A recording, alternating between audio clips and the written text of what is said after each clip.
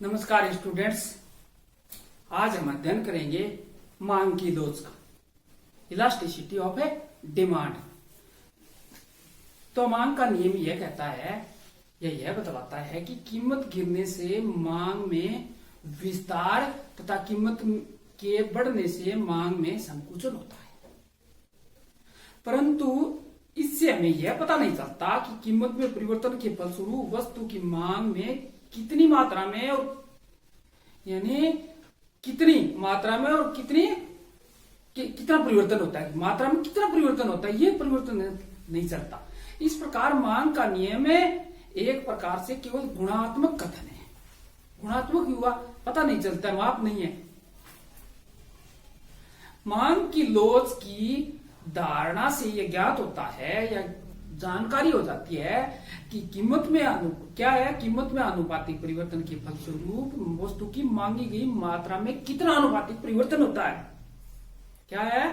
किसी वस्तु की कीमत में आनुपातिक परिवर्तन के फलस्वरूप उस वस्तु की मांगी गई मात्रा में कितना आनुपातिक परिवर्तन होता है।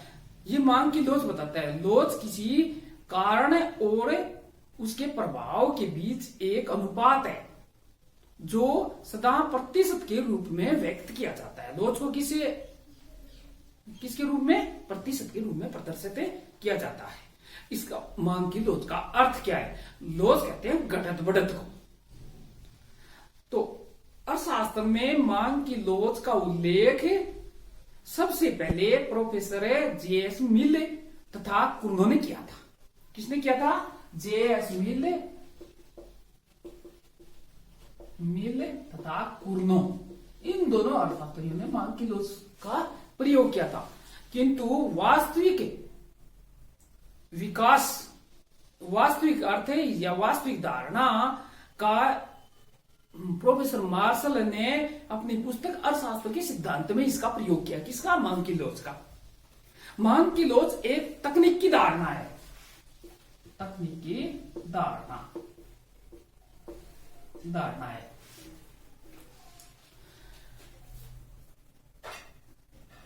क्या है? एक तकनीकी धारणा है। लोच एक तत्व में होने वाले परिवर्तन के कारण दूसरे तत्व में होने वाले परिवर्तन का अनुपात है। यानी कीमत में परिवर्तन के फलस्वरूप मांग मात्रा में कितना अनुपातिक प्रतिशत परिवर्तन होता है। ये मांग की लोच का हुआ अर्थ। क्या हुआ? कीमत में अनुपातिक परिवर्तन के फलस्वरूप मांग की लोच में मांग की मात्रा में कितना प्रतिशत परिवर्तन होता है। मांग की लोच क्या है? प्रोफेसर इल्ली के शब्दों में कि एक वस्तु की कीमत उपभोक्ता की आय संबंधित वस्तु की कीमत में परिवर्तन होने के फलस्वरूप, यानी कीमत में परिवर्तन के फलस्वरूप उपभोक्ता की कीमत में परिवर्तन के फलस्वरूप वो क्या हो गया? मांग की कीमत लोच। और आय में परिवर्तन के फलस्वरूप जो मांग मात्रा में परिवर्तन होता है कितना, वो आय लोच। और कीमत और आय के अलावा अन्य तत्वों में परिवर्तन के फलस्वरूप मांग मात्रा में कितना प्रतिशत परिवर्तन होता है, उसे कहते हैं मांग की आड़ी लोच। तो मांग की लोच मुख्यतः कितने प्रकार की होती है? 3 प्रकार की। मांग की कीमत लोच,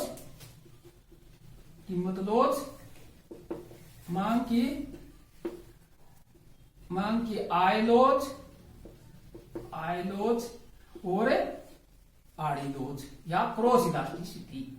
आड़ी लोच, प्राइस इलास्टिसिटी,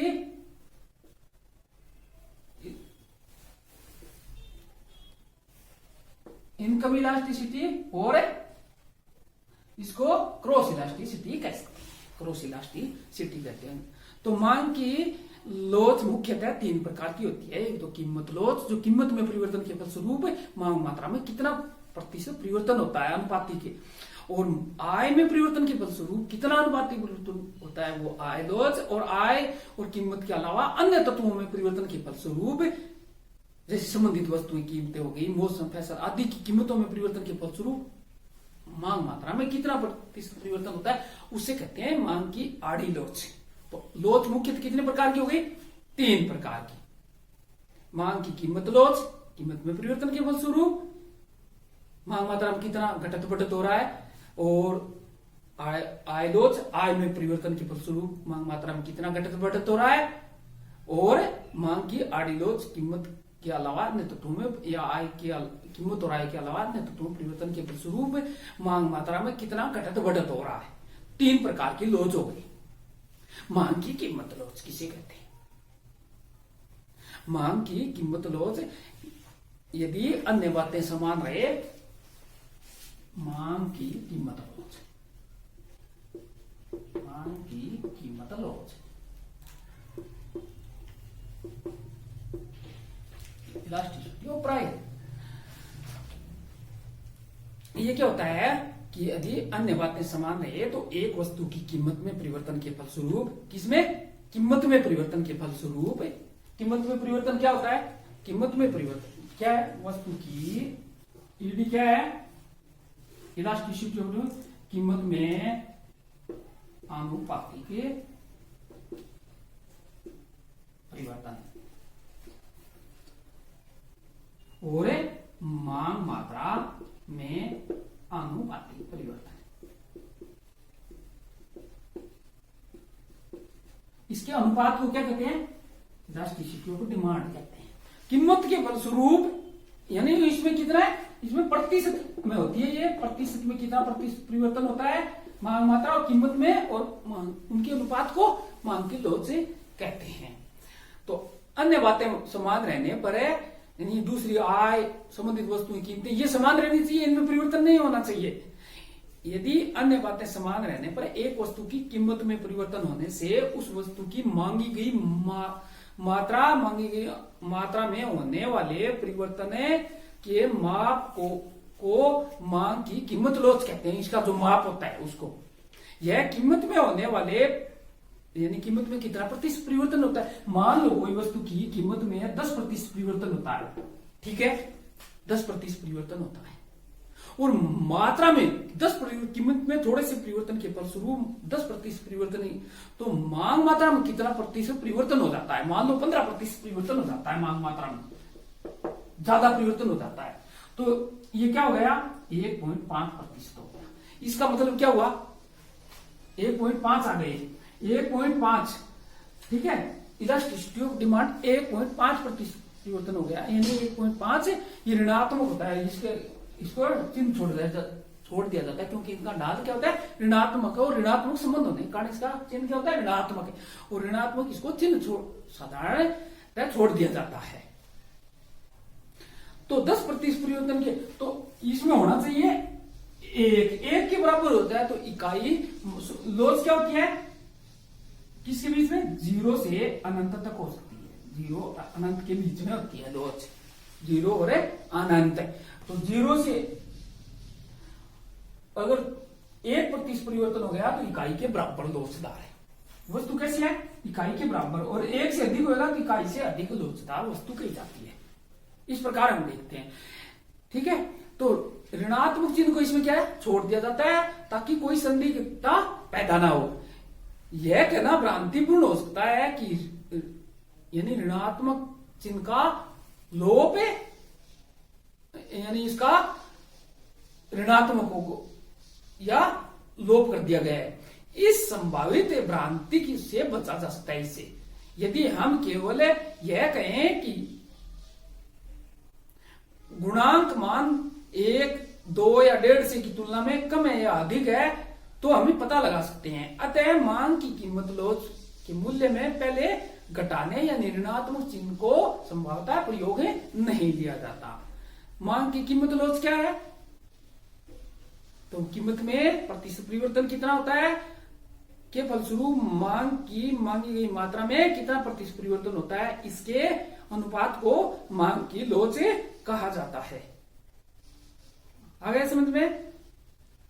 इसका अर्थ यह है कि वस्तु की कीमत में होने वाले परिवर्तन के फलस्वरूप, जैसे इस मार्कर की पेन में कीमत में 10% परिवर्तन होता है और उसकी मांगी गई मात्रा में 20% परिवर्तन, मात्रा और अधिक ज्यादा हो जाता है, परिवर्तन ज्यादा लोग खरीदने लग जाते हैं, 20% परिवर्तन हो जाता है, तो कितना हो गया? 2% आ गया परिवर्तन। कितने प्रतिशत है? 2% परिवर्तन आ गया। या क्यों? क्योंकि ये 10% परिवर्तन है और 20% परिवर्तन है, तो कितना 2% परिवर्तन हो गया। तो वस्तु कैसी है? अधिक लोचदार है। वस्तु कैसी है? अधिक लोचदार है। मार्शल के शब्दों में कि मांग की कीमत लोच की परिभाषा इस प्रकार हम कह सकते हैं या दी जा सकती है कि यह मात्रा, मांग की मात्रा में प्रतिशत परिवर्तन है को कीमत में प्रतिशत परिवर्तन है से भाग या भाग देते हैं। इसका अनुपात का मतलब भाग देना, भाग देने से प्राप्त होता है, भाग देने से ये प्राप्त हो गया। अब मैं कहूंगा आपको कि अगर किसी वस्तु की कीमत में 10% परिवर्तन होता है और मांग मात्रा में 10% परिवर्तन हो जाता है तो वस्तु कैसी है? तो वस्तु इकाई के बराबर लोचदार है, क्योंकि मान क्या आता है? 1 आता है। 10 में 10 का भाग देंगे तो 1 आएगा। और अगर 10% परिवर्तन के फलस्वरूप कीमत में और मांग मात्रा में अगर 30% परिवर्तन हो जाता है तो वस्तु अधिक लोचदार है, बहुत अधिक लोचदार है। ये तो हुआ मांग की लोच या कीमत लोच। ये 3 प्रकार की होती है मुख्यतः। और आय में परिवर्तन, अगर यहां आय में करते हैं, आय में परिवर्तन होता है, आय लोच हो जाएगा। और अन्य वस्तुओं की कीमतों में परिवर्तन के फलस्वरूप दूसरी मांग मात्रा में कितना परिवर्तन होता है? एक वस्तु की कीमत में और दूसरी वस्तु की मांग मात्रा में कितना प्रतिशत परिवर्तन होता है, उसे अड़े लोच कहेंगे। ये 3 प्रकार की हो गई, सेम टू सेम इसी तरीके से। और अब मांग की कीमत लोच की श्रेणियां। मांग की कीमत की लोच की मुख्यतः 5 श्रेणियां होती है। कितनी श्रेणी होती है? 5।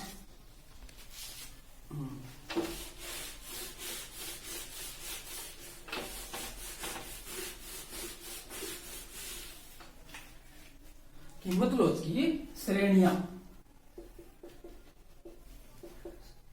श्रेणियां मुख्यतः 5 प्रकार की 5 होती है। ये कौन कौन सी?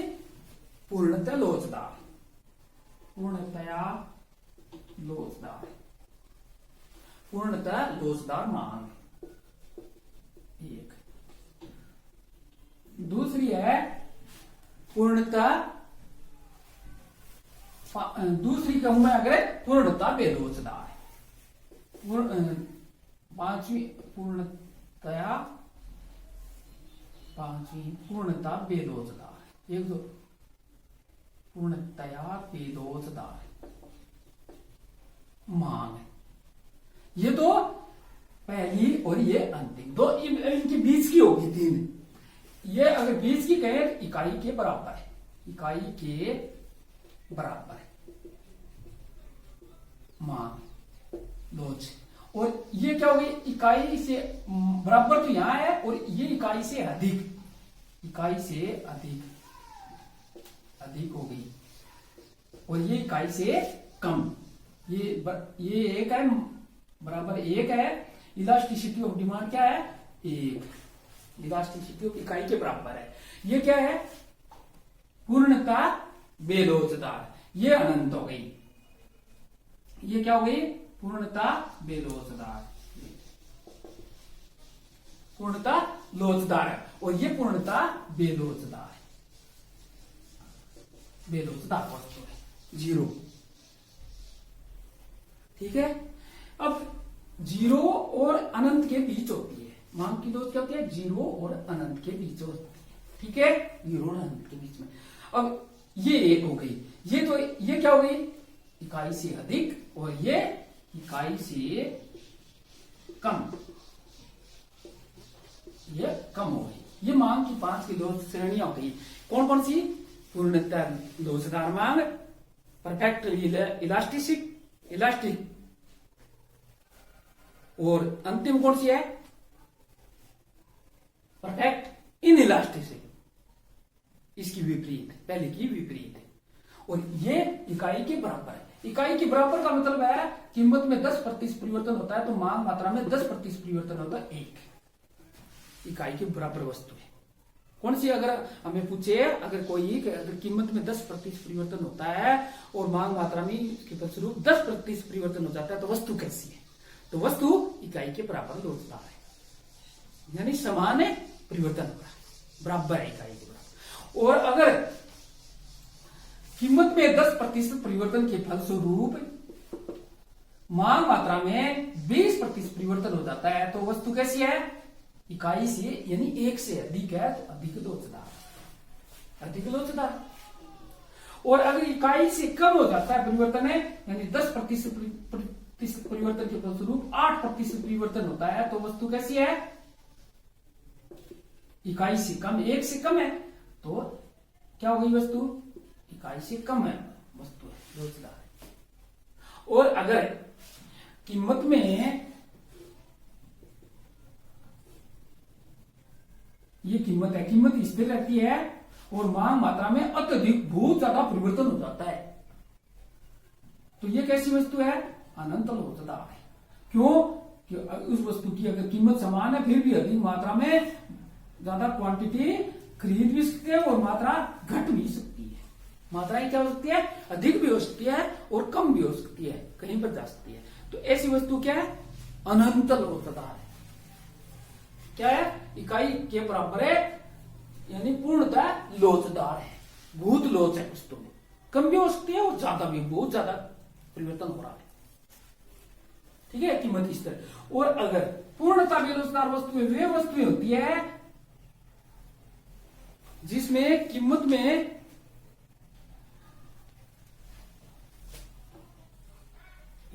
ये इस प्रकार का, ये जीरो, ये क्वांटिटी, ये प्राइस। प्राइस में यानी कीमत में कितना ही परिवर्तन हो जाए लेकिन मांग मात्रा में कोई परिवर्तन नहीं होता, स्थिर रहती है। ऐसी वस्तुएं कौन कौन सी होती है? जैसे जीवन में अनिवार्य वस्तुएं, जैसे दवाई, कोई अनिवार्य वस्तु। और अगर किसी को आदत बन जाती है कोई वस्तु की यूज करने की, जैसे चाय, चाय की कीमत कितनी हो जाए, बढ़ जाए या घट जाए लेकिन उसकी मांग मात्रा क्या होती है? स्थिर रहती है, परिवर्तन नहीं होता। क्यों? क्योंकि लोग आदी हो जाते हैं। उसकी कीमत अगर 10 की जगह चाय की कीमत अगर 15 रुपये हो जाए, बट 10 की कीमत की जगह बढ़कर है अगर 15 रुपये हो जाए तो क्या हो जाते हैं? उतनी मात्रा खरीद देंगे। क्यों? क्योंकि आदत की अनिवार्य, जीवन के लिए अनिवार्य आदत बन चुकी है। ये अनिवार्य जीवन की अनिवार्य वस्तुएं कही जाती है। तो मांग की लोच की श्रेणियां कितनी हो गई? मांग की लोच की श्रेणियां मुख्यतः कितनी हो गई? ये अब इसका डायग्राम के माध्यम से समझेंगे। डायग्राम के माध्यम से समझेंगे तो ये प्राइस है और ये 0yx, पहले इसका एक वाले का कराए हैं, ये क्वांटिटी है, मात्रा। इसमें मांग वक्र क्या होता है? जैसे ये इस प्रकार, ये मांग वक्र है। अगर ये क्या है? दोनों समान है, ये दोनों क्या है? समान। डेल्टा क्यू और डेल्टा टी दोनों क्या है? समान है, इसमें अंतर। ये पी है, ये P1 है और ये Q और ये Q1। इसमें और इसमें अंतर क्या है? दोनों में अंतर है, इसका और इसका अंतर क्या है? समान है, इसलिए दोनों क्या है? इकाई के बराबर लोचदार है। अगर ये 0 वाला हो गया और ये अनंत वाला, अब अधिक वाला कहेंगे तो इस प्रकार हो जाएगा। अधिक वाला क्या हो जाएगा? कीमत में कम परिवर्तन है और मांग मात्रा में क्या हो जाता है? ज्यादा परिवर्तन हो जाता है। ये कीमत है प्राइस, ये Q और ये Q1। अगर कीमत में देखो इसमें थोड़ा सा परिवर्तन है, इतना परिवर्तन है, इतना, और इसमें ज्यादा परिवर्तन है तो ज्यादा परिवर्तन हो जाता है मांग मात्रा में तो अधिक लोचदार, और कम परिवर्तन हो जाता है तो कम लोचदार वस्तु हो जाती है। इस प्रकार का डिमांड कर्व होता है। ये डिमांड P 0x और ये क्वांटिटी प्राइस, ठीक है। ये देखो कीमत में अधिक परिवर्तन के फलस्वरूप मांग मात्रा में कम परिवर्तन हो रहा है तो कम लोचदार वस्तु है। कीमत में अधिक परिवर्तन के फलस्वरूप, नीचे हम क्या लिखते हैं इसे सूत्र में? प्राइस लिखते हैं, ऊपर क्वांटिटी की मात्रा लिखते हैं, पर अनुपातिक प्रतिशत परिवर्तन कितना होता है वही लिखते हैं। अगर इसमें देखें तो ये ज्यादा है प्राइस और क्वांटिटी कम है तो ये कम लोचदार वस्तु है। अगर हम इसको एग्जैक्ट रूप में अगर डायग्राम प्रेजेंटेशन करें तो इस प्रकार होगा। मांग की लोच की श्रेणियों का मांग की लोच की श्रेणियां 0 x और ये क्वांटिटी है और ये प्राइस है y एक्स पर। और अब देखो कौन सी बनाई है, पूर्णता लोचदार, परफेक्टली इलास्टिक। ठीक है, ये कौन सा जो वर्टिकल होता है वो डिमांड कर, ये 0, ये क्या हो गया, यहां लिख दूं मैं E बराबर 0, तो 0 और अनंत के बीच में होगी और बीचों बीच खींचे तो इकाई के बराबर है, 1 इकाई के लोचदार, और 1 से अधिक हो जाती है तो यह अधिक लोचदार, और 1 से कम हो जाती है तो कम लोचदार। तो 0 और 1 के बीच में।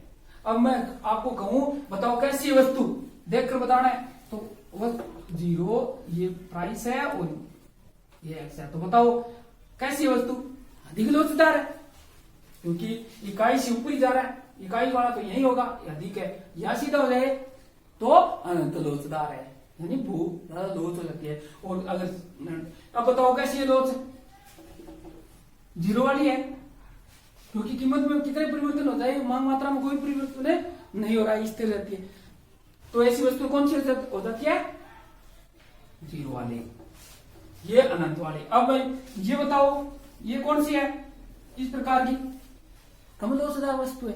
तो ये मांग की लोच की श्रेणियां मुख्य कितनी होती है, 5।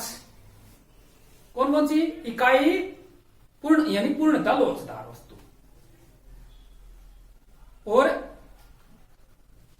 कम लोचदार वस्तु, पूर्णता लोचदार, कम लोचदार, इकाई के बराबर लोचदार, अधिक लोचदार और अनंत लोचदार, 5 श्रेणियां होती है। तो अब मांग की लोच क्या है, किसी वस्तु की कीमत में प्रतिशत परिवर्तन के फलस्वरूप उसकी मांग मात्रा में कितना प्रतिशत परिवर्तन होता है। अब मैं कहूं आपको कि कीमत में 50% परिवर्तन होता है और मांग मात्रा में 40% परिवर्तन होता है, तो वस्तु कैसी है, कम लोचदार है, क्योंकि बराबर नहीं हुआ, बराबर से कम आ गई। 50 ऊपर होता, 50 नीचे होता तो क्या होता, इकाई के बराबर होती, और ऊपर कम है तो कम लोचदार होगी, 0.8 आ गया। और 50% के प्रतिशत परिवर्तन के फलस्वरूप 80% परिवर्तन हो जाता है तो अधिक लोचदार है। और अनंत तक ये होती है, 5 श्रेणियां होती है, ये मांग की लोच है। मांग की लोच क्या है, किसी वस्तु की मात्रा में कीमत में प्रतिशत परिवर्तन के फलस्वरूप मात्रा में कितना घटत बढ़त हो रहा है, कितना प्रतिशत परिवर्तन हो रहा है। मांग का नियम तो गुणात्मक कथन है, क्या अगर कीमत बढ़ जाती है तो मांग मात्रा घट जाती है, और कीमत घट जाती है तो मांग मात्रा बढ़ जाती है, यही कह सकते हैं मांग के नियम में। मांग की लोच में हमें पता चलता है उसकी मात्रा का।